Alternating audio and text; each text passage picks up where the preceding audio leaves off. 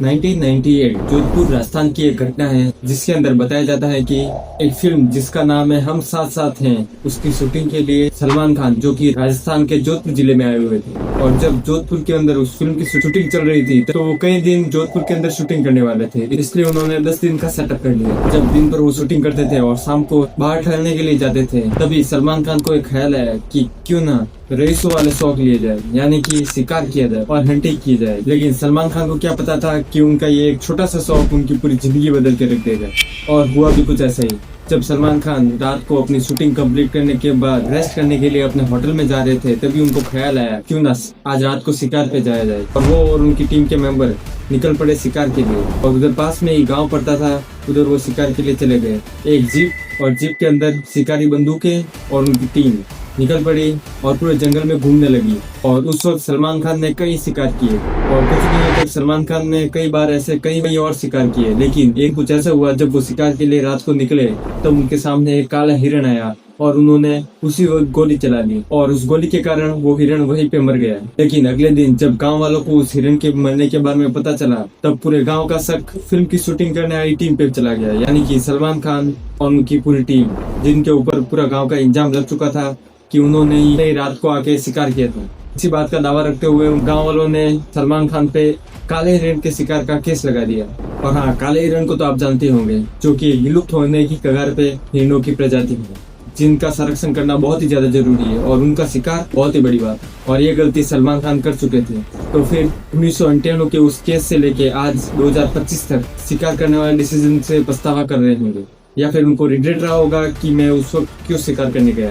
लेकिन सलमान खान अभी 2018 में ही उस केस से निकल चुके हैं, यानी कि वो केस वो जीत चुके हैं। लेकिन मार्च 2024 में जो उनके घर पे गोलियां चली, वो किसके द्वारा चलाई गई और सलमान खान ने एक हिरण का शिकार करके अपना एक कितना बड़ा दुश्मन बना लिया, वो तो सलमान खान को शायद ज्यादा बेहतर पता होगा। यानी कि सलमान खान का सबसे बड़ा दुश्मन जो कि एक काले हिरण के लिए अभी सलमान खान को मारने की धमकी दे रहा है। और तो और वो कहता है कि मैं एक दिन उसको मार के दिखाऊंगा। तो दोस्तों, आप समझ गए होंगे आज हम किसके बारे में बात करने वाले हैं। तो चलिए शुरू से शुरू करते हैं।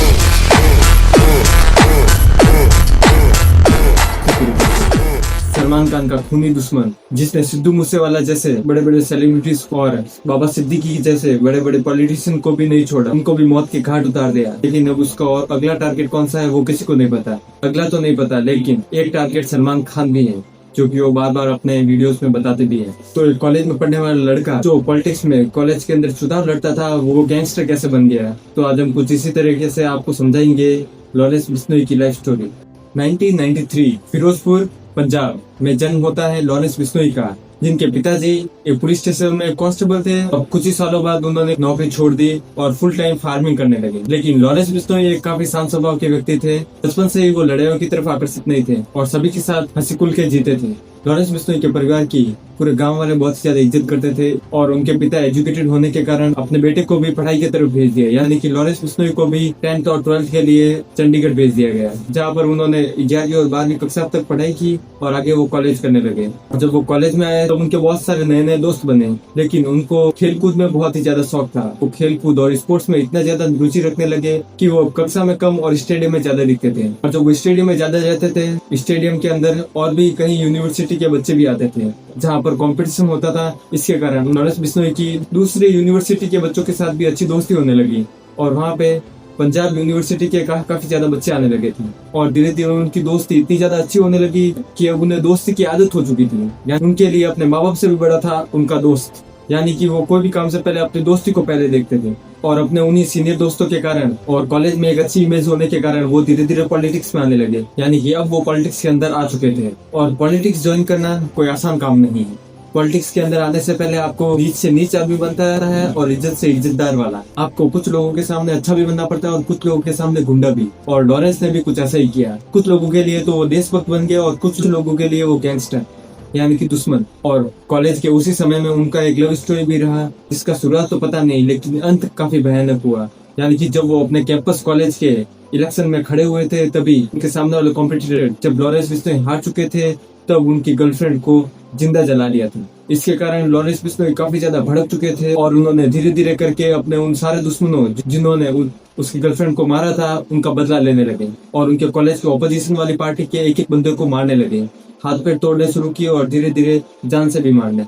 और इन्हीं कुछ कारणों से कॉलेज के अंदर उनकी एक गैंगस्टर वाली इमेज बन चुकी थी, यानी कि पूरे कॉलेज में एक अलग खौफ फैल गया था। और इन्हीं कई सारे कारण के कारण जेल आना जाना तो बना रहता था। महीने में वो 25 दिन तो जेल में ही बिताते थे, लेकिन कई बार सेटिंग करके वो जेल से निकल जाते थे। और कई साल ऐसा चला, लेकिन जेल के अंदर रहने से उनको कई सारे नेटवर्क भी पता चले। और जब वो मुजरिम लोगों से मिले, यानी कि और भी क्रिमिनल जो उस जेल के अंदर थे, तो उनसे बात करके उनको पता चला कि वो किस कारण से जेल के अंदर है और उन्होंने ऐसी क्या कौन सी गलती की। और उनका नेटवर्क बड़ा होता गया और लॉरेंस बिश्नोई अब धीरे धीरे वेपन सप्लाई भी करने लगे थे। और उनको अपने कस्टमर मिले थे जेल के अंदर। जब वो जेल के अंदर थे, जो क्रिमिनल उनको मिले थे वो भी बेल पे बाहर आया, तो लॉरेंस ने उनको वेपन्स दिए। और जब वो जेल से बाहर आ चुके थे तो वो कॉलेज भी कंप्लीट कर चुके थे और वो कॉलेज से बाहर आ गए थे। लेकिन उनके जो दोस्त थे वो कॉलेज के अंदर पॉलिटिक्स कर रहे थे। तो हुआ कुछ ऐसा कि जब उनका एक दोस्त अध्यक्ष पद पे कॉलेज में खड़ा हुआ था, तो उनके दोस्त के जो ऑपोजिशन में उसके दोस्त का कोई रिलेटिव था, तो उसके दोस्त ने लॉरेंस को ये बोला कि उसको रिश्ते से हटाना है। तो लॉरेंस ने जाके सीधा उसको शूट कर दिया, यानी कि उसको जान से मार डाला। और इसके बाद जो लॉरेंस का खौफ पूरे जो कॉलेज में था वो पूरे हरियाणा में फैल चुका था। अब लॉरेंस गैंगस्टर तो बन ही गया था और साथ ही उसके इतने ज्यादा दुश्मन बन गए थे जिसकी कोई गिनती नहीं थी। तो फिर उस ऑपोजिशन वाले पॉलिटिशियन को मारने के बाद लॉरेंस बिश्नोई हरियाणा से राजस्थान चले आए। और राजस्थान में वो कई महीने अंडरग्राउंड रहे और फिर बाहर आके उन्होंने 2 नंबर के धंधे में भी अपने आप को मिला लिया था, यानी कि अब वो राजस्थान के अंदर ड्रग डीलिंग करने लग गए थे। लेकिन इसी बीच उनके एक दोस्त की हत्या हो जाती है, मर्डर। और हाँ, उनके दोस्त की। लेकिन लॉरेंस बिश्नोई के लिए दुनिया में सबसे ज्यादा बढ़ के उनकी दोस्ती थी और वफादारी। इसीलिए लॉरेंस बिश्नोई काफी ज्यादा गुस्सा हुए, सैड हो गए थे और उन्होंने ठान लिया था कि जिसने भी मेरे दोस्त को मारा है, जो भी इस मर्डर के अंदर लिंक दिखेगा गन सप्लाई से लेके इस मर्डर की पूरी प्लानिंग तक, को वो छोड़ेगा नहीं। लॉरेंस बिश्नोई और उसकी गैंग अब लग चुकी थी जिसने उसके दोस्त को मारा था उनके पीछे। और अब एक एक करके उन सभी को मारने लग गई थी जिसने उनके दोस्त को मारा। और धीरे धीरे जिस गैंग ने लॉरेंस बिश्नोई के दोस्त को मारा था उसको पूरा ही मार डाला, पूरी गैंग को ही खत्म कर दिया। और अब पुलिस के सामने लॉरेंस बिश्नोई हिटमैन बन गया था और उस वक्त राजस्थान पुलिस का टारगेट बन गया था लॉरेंस बिश्नोई। और अब ये स्टेट लेवल पे चला गया था, यानी कि राजस्थान पुलिस का मेन फोकस लॉरेंस बिश्नोई पे था। और लॉरेंस बिश्नोई ने ये स्वीकार भी किया, पुलिस से ये बात की कि हम मिलके बात करते हैं। लेकिन जब लॉरेंस बिश्नोई सालासर बालाजी मिलने जा रहे थे पुलिस वालों से और वहाँ पे बैठ के बात करने वाले थे, लेकिन सालासर बालाजी जाने वाले बीच रास्ते में जब पुलिस के बैरिकेड लगाए हुए थे तब लॉरेंस बिश्नोई का काफिला वहाँ पे रुका नहीं और उस बैरिकेड को तोड़ के वो वहां से निकल गई। और वहां पे सालासर बालाजी के वहां पे जाके पुलिस वालों को इंतजार करने लगी। और वहां पे जाके पुलिस वालों ने लॉरेंस बिश्नोई को गिरफ्तार कर दिया और एक बार फिर से जेल। और हाँ, उनका एक नियम हमेशा ही रहा है, जब वो जेल में गए हैं तो जेल से जब वो बाहर आए हैं तो उनका वर्जन जो लास्ट टाइम जेल में जाने वक्त था उससे वो कई ज्यादा अपग्रेड होकर ही वहां से निकलते हैं। और हुआ भी कुछ ऐसा ही, जब वो जेल के अंदर गए तो उनका मेन अभी फोकस यही रहा कि जेल के अंदर जाके क्रिमिनल के साथ लिंक बनाए और उनको ड्रग और वेपन सप्लाई करना। इन्हीं कुछ टॉपिक के अंदर जेल के अंदर भी बातें चलती रहती थी और उन्होंने एक अपना एक अंडरग्राउंड दुनिया में, गैंगस्टर की दुनिया में एक बहुत ही बड़ा लिंक बनाने लग गए। और धीरे धीरे अब जेल के अंदर थे हुए भी उन्होंने 700 शार्प शूटर की एक टीम बना ली, जो कि भारत नहीं पूरे विश्व में जगह जगह पे फैले हुए हैं। हाँ, उन शार्प शूटर को पैसे देने का काम लॉरेंस बिश्नोई का रहता था, लेकिन शूट और लोगों को मारने का काम शूटर्स का। तो कुछ ऐसे ही लॉरेंस बिश्नोई ने जेल के अंदर रह के कई शार्प शूटर इकट्ठे करके अपने कई सारे हाथ बना लिए थे। और धीरे धीरे वो जेल के अंदर रहते हुए भी और भी अदर छोटी छोटी गैंगों को खत्म करने लगे और उनकी पूरी टीम काफी ज्यादा मजबूत होने लग गई थी। यानी कि अभी लॉरेंस बिश्नोई गैंग, जिसको बिश्नोई गैंग करके पूरे राजस्थान में फेमस कर दिया गया। लेकिन लॉरेंस बिश्नोई का फेमस का टर्निंग पॉइंट तो तब आता है जब वो सलमान खान जोधपुर आए हुए थे अपने उस काले हिरण मारने वाली, जो मैंने पहले बताया था, उन्होंने एक ब्लैक पियर यानी कि काले हिरण को मार दिया था। उसी केस में फंसे हुए थे और उसी केस की बेल पे निकले हुए थे। लेकिन जब वो केस लड़ने के लिए वापस से जोधपुर आए हुए थे, लॉरेंस बिश्नोई भी उस वक्त जोधपुर में ही थे। तो लॉरेंस बिश्नोई ने सलमान खान के बारे में क्या कहा वो एक बार आप भी सुनिए। हाँ, अब लॉरेंस बिश्नोई का मेन टारगेट बन गया था सलमान खान और अब वो सलमान खान के पीछे हाथ धो के पड़ गए थे। उनका भी मेन टारगेट यही बन गया है कि उनको एक बार जिंदगी में बस सलमान खान को मारना है, और बस उनका और कोई टारगेट नहीं। लेकिन लॉरेंस बिश्नोई को एक नेशनल फेम तो तब मिली जब उन्होंने 2022 के अंदर एक जाने माने पंजाबी सिंगर जिनका नाम है सिद्धू मूसेवाला, जिनको आप तो जानते ही होंगे, उनको उनके गांव के अंदर ही, उनकी अपनी गाड़ी के अंदर ही शूट करवा दिया गया। और इस काम के अंदर जो सबसे बड़ा नाम निकल के आया वो है गोल्डी बरार। और गोल्डी बरार और लॉरेंस बिश्नोई के जो संबंध है वो काफी पेचीदा संबंध है। यानी कि वो समय पहले पार्टनर भी थे और अभी वो अपने आप को लॉरेंस बिश्नोई, गोल्डी बरार को एक दूसरे गैंग का मेंबर मानते हैं। ये सारी बातें अंडरग्राउंड की है जो अभी किसी को नहीं पता। लेकिन सिद्धू मूसेवाला को मारने का रीजन क्या रहा ये अभी तक कंफर्म किसी को भी पता नहीं है। लेकिन माना जाता है कि पंजाब के अंदर ऐसे कई सारे गैंग्स हैं जो कि बड़े बड़े सिंगर और बड़े बड़े व्यापारियों से पैसा लेती है ताकि वो अपनी गैंग चला सके, और अगर कोई भी व्यक्ति पैसा न दे तो उनको मरवा देती है।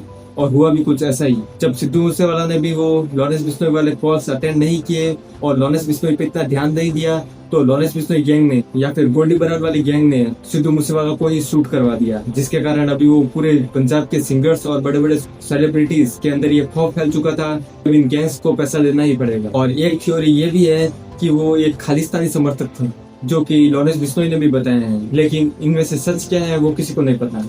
और सिद्धू मूसेवाले की हत्या के बाद जो लॉरेंस बिश्नोई को पूरे देश में जो फेम मिली है वो नेक्स्ट लेवल पे है। और उस कांड के बाद जब 2024 में सलमान खान के घर के बाहर जो शूटिंग हुई थी और उसमें भी लॉरेंस बिश्नोई का हाथ ही मिला है, यानी कि पुलिस का सीधा शक जाता है कि उसमें लॉरेंस बिश्नोई का ही लिंक है। लेकिन सलमान खान के उस केस के बाद जिन लोगों ने सलमान खान के घर के ऊपर उस वक्त गोलियां चलाई थी वो लोग पकड़े भी गए थे, लेकिन उनमें से कुछ लिया था। लेकिन जब उन क्रिमिनल्स को पुलिस ने पकड़ लिया था और जेल के अंदर डाला था तब उनमें से एक मर गया था। लेकिन हद तो जब हो गई जब बाबा सिद्दीकी, सलमान खान के उस केस के 2 महीने बाद ही बाबा सिद्दीकी की हत्या हो गई थी। जब वो अपने बेटे के ऑफिस से बाहर निकल रहे थे तभी दिवाली के फटाकों के शोर के बीच में जब उनके ऊपर 6 फायरिंग हुई थी, उनमें से 3 उनके छाती में चली गई और एक गोली उनके पास में से चल रहे एक आदमी के पैर में जाके लग गई। लेकिन बाबा सिद्दीकी की उन 3 गोलियों के बाद उनको जल्दी से हॉस्पिटल ले जाया गया और उन्होंने कुछ ही घंटों बाद हॉस्पिटल के अंदर ही दम तोड़ दिया। यानी कि एक मिनिस्टर बाबा सिद्दीकी, जो कि एक महाराष्ट्र के मिनिस्टर, जिनके पास इतनी ज्यादा सिक्योरिटी, इतनी ज्यादा पुलिस और इतने ज्यादा हाई कमांडो होने के बावजूद भी और इतने ज्यादा पैसे और इतने ज्यादा इमेज होने के बावजूद भी वो मारे गए। इसका रीजन लॉरेंस बिश्नोई गैंग, और ये रीजन उनकी हत्या होने के बाद सामने निकल के भी आया। और इस हत्या के बाद तो लॉरेंस बिश्नोई गैंग को एक अलग ही इमेज मिल चुकी थी, यानी कि अभी वो एक देशभक्त नहीं, अब उनकी गैंग की एक गैंगस्टर इमेज बन चुकी थी। और जहाँ पर देखे जाए बाबा सिद्दीकी की हत्या हो सकती है तो सोचो कोई भी उसका शिकार बन सकता है। और यही डर अब बॉम्बे सिटी में रहने वाले हर एक सेलिब्रिटी और हर एक पॉलिटिशियन के अंदर आ चुका था। और अब उन गैंगस्टर को पैसा देना और उनको फंडिंग देना एक मानो कॉमन बात थी, यानी कि अब उनको पैसा न दे तो उनका अगला शिकार वो भी हो सकते हैं।